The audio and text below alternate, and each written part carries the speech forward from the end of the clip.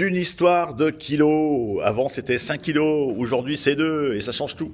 Avant le 1er septembre, tout Français voulant envoyer un ou plusieurs livres à l'étranger pouvait se rendre au bureau de poste et y bénéficier d'un tarif avantageux, baptisé livre et brochure, pour tout colis pesant moins de 5 kilos. Mise en place au lendemain de la guerre, cette ristourne avait pour but de soutenir la francophonie en facilitant le rayonnement de la culture française.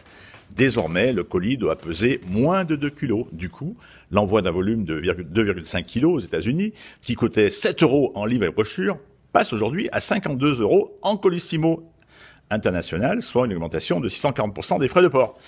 Explique le libraire Henri Vigne, principale victime de cette nouvelle disposition, les bouquinistes et libraires de livres anciens auxquels Internet a permis d'avoir des clients dans le monde entier.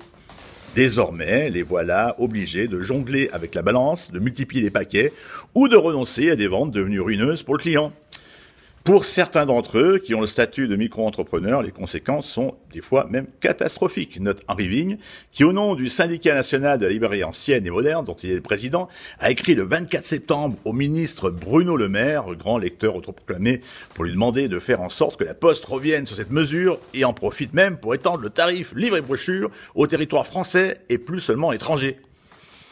Pas de réponse. Pendant ce temps-là, le géant Amazon se permet, vu l'énorme volume de ses ventes par correspondance et ses accords plus que privilégiés avec la Poste, d'offrir des frais de port forfaitaires de 2,99 € par colis, quel qu'en soit le poids. Couris, couac. Bye bye.